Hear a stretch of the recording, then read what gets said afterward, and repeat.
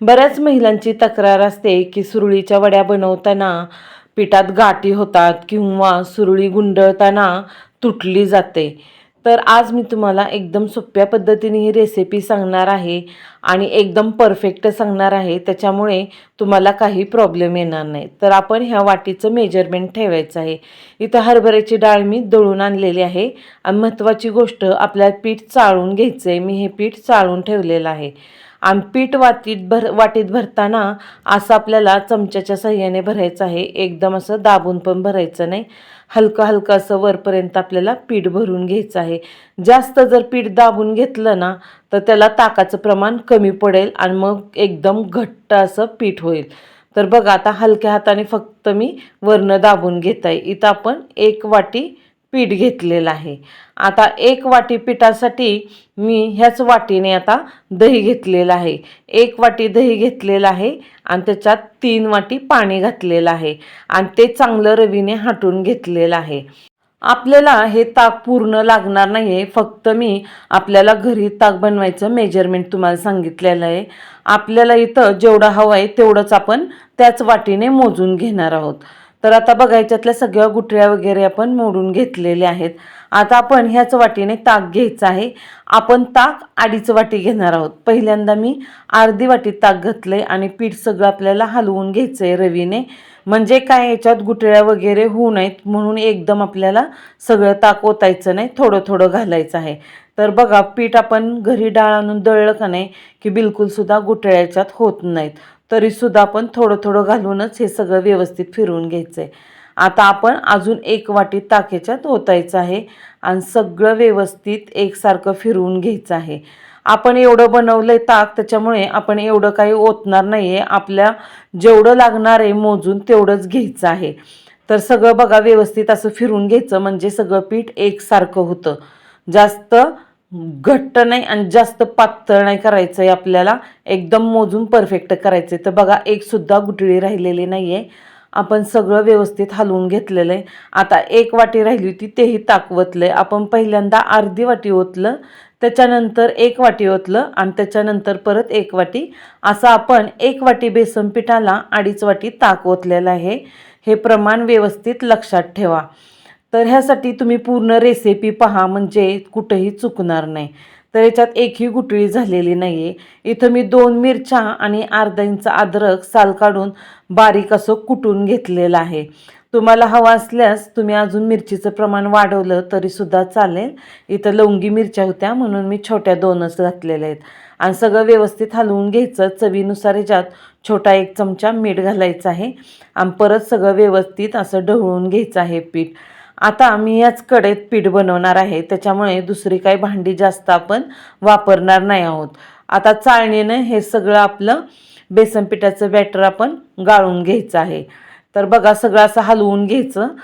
म्हणजे काय होतं, आपण सुरळीच्या वड्या बनवताना हे जर व्यवस्थित सगळं घेतलं ना आता गाळून तर व्यवस्थित येतात. नाहीतर मग हा चोथा असतो ना, मिरचीची सालं, अद्रकच्या अशा काड्या वगैरे, ते सगळं मध्ये आधी आलं का नाही की सुरळीच्या वड्या फाटल्या जातात. त्याच्यामुळे आपण हे सगळं गाळून घ्यायचं. त्याची चव फक्त आपल्याला ह्याच्यात मिळते, जे हवं आहे ते मिळतं. तर बघा आता इथं गॅसवर कढई ठेवलेले आहे. स्लो ते मीडियमच्या दरम्यान मी फ्लेम ठेवलेली आहे. अर्धा चमचा इथं आपण हळद घातलेली आहे. हळदीमुळे काय होतं, खूप सुंदर असा कलर येतो. आणि थोडं आपला मोठा हरभरा असतो तेवढाच आपण हिंग घातलेला आहे. हिंगामुळे टेस्ट अगदी अप्रतिम लागते.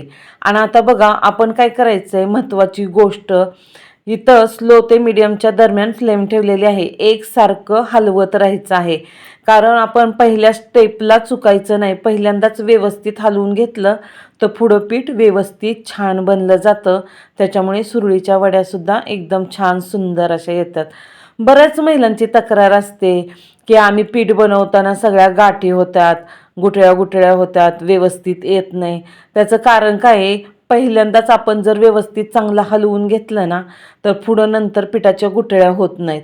तर एकसारखं हलवत राहायचं, बिलकुल कंटाळायचं नाही. बघा जास्त उशीरसुद्धा लागत नाही, लगेचच हे सुद्धा पीठ होतं. तर आता पहिल्यांदा बघा एकसारखं हलवत राहते मी. आता थोडंफार पीठ तयार होत आलेलं आहे बघा. पीठ थोडंसं असं दाटसर होत आलेलं आहे. आता एकसारखं आपण अजून हलवून घ्यायचं आहे. थोडा घट्टपणा यायला लागला की पटापट पटापट चमचा फिरवायचा. मधनं चमचा उभा करून असा उलटा मध्ये आधी फिरवायचा, म्हणजे काय होतं खाली पीठ वगैरे लागणार नाही. असा चमचा फिरवून घ्यायचा बघा, म्हणजे खाली सुद्धा पीठ लागणार नाही. आणि नंतर सरळ चमचा करून आपण त्या सगळं पटापट पटापट हलवून घ्यायचं, म्हणजे बिलकुल सुद्धा गुठळी होत नाही. पीठ एकदम सुंदर होतं, अगदी मऊ मुलायम असं पीठ बनतं बघा. बघा तुम्हाला एक तरी दिसते का याच्यात गुठळी वगैरे? सगळं एकसारखं हलवत राहायचं, फक्त याच्यात एवढीच मेहनत घ्यावी लागते एकसारखं पीठ हलवत राहण्याची. बाकी एकदम सुरळीच्या वड्या बनवणं सोपं आहे. तर आता एकदम छान पीठ असं दाटसर झालेलं आहे बघा. आणि काय करायचं, आपण पीठ हलवत असतो ना त्यावेळेस कढईला असं साईडला लागतं का नाही ते सगळं काढून घ्यायचं, नाहीतर ते परत सुकून जातं. एकदम पीठ मस्त झालेलं आहे, अगदी मऊसूत झालेलं आहे, कुठं एकही गुठळी झालेली नाही आहे. आणि पीठ असं नंतर जर तुम्ही काढून घेतलं ना तर ते पीठ सुकलेलं असतं, मग अजिबात सुद्धा वड्या नीट व्यवस्थित गुंडळल्या जात नाहीत. किती पीठ छान दिसतंय, अगदी मऊ मुलायम झालेलं आहे. एकसारखं पहिल्यांदा आपण हलवून घेतलं की बघा त्याचा परिणाम पीठ एकदम सुंदर होतं. त्याच्यामुळे तुमच्या सुरळीच्या वड्यासुद्धा एकदम छान होतात. आता हे पीठ सगळं असं मध्ये करून घ्यायचं आहे. आणि सगळं पीठ बघा एकदम किती छान दिसतंय दिसायला पण, आणि बनवले सुद्धा आपण खूप छान. त्यासाठी पहिल्यांदा गुठळ्या होऊ नयेत म्हणून ही काळजी घ्यायची आहे. आता आपल्याला काय करायचं आहे, फक्त 1 ते 1.5 मिनटं इथं आपण झाकण ठेवायचं आहे. जास्त उशीर झाकण ठेवू नका, नाहीतर सगळ्या गुठळ्या होतील बघा. आता बघा पीठ कसं दिसतंय तुम्हाला, व्यवस्थित छान असं हलवून घ्यायचं झाकण काढल्याने, पण गुठळ्या होत नाहीत काही नाहीत. जास्त उशीर जर तुम्ही झाकण ठेवलं तर गुठळ्या होतील. आता पीठ तयार झालं का हे कसं बघायचं तुम्हाला सांगते. असं छोट्याशा डिशवर पीठ घ्यायचं आणि चमच्याने सगळं असं पसरून घ्यायचं आणि थोडा वेळ काय करायचं, थंड होऊन द्यायचं. थंड झाल्यानंतर आता आपण तोपर्यंत 1 ते 1.5 मिनिटासाठी झाकण ठेवलेलं आहे. तोपर्यंत इथं मी तुम्हाला दाखवते पीठ कसं झालंय ते. तर असं पटकन गुंडळलं की एकदम सुरळी पटकन गुंडळली जायला पाहिजे, म्हणजे पीठ एकदम परफेक्ट झालेलं असतं. इथं आपलं पीठ 90% शिजलेलं आहे, 10% शिजायचं राहिलेलं आहे. तर त्यासाठी झाकण ठेवलं होतं. आता पीठ एकदम परफेक्ट झालेलं आहे बघा. आपण झाकण काढलेलं आहे आणि पीठ इथं आपण एखाद्या स्टीलच्या तुम्ही ताटलीवर घ्या किंवा ॲल्युमिनियमच्या कशावर घ्या, एकदम छान लगेच पसरवता येतं. महत्त्वाची गोष्ट, पीठ गरम असतानाच पटकन पसरून घ्यायचं आहे. आणि जे कढईत शिल्लक राहिलेलं पीठ असतं ना त्याच्यावर तुम्ही पॅक झाकण ठेवा, म्हणजे काय होतं पीठ थंड होत नाही. आणि बऱ्याच महिलांची तक्रार असते की इथं आपण ताटावर ज्यावेळेस पीठ पसरवतो त्यावेळेस ताटाला तेल लावायचं का? ताटाला तेलाचा एकही थेंब लावायचा नाही, काही नाही.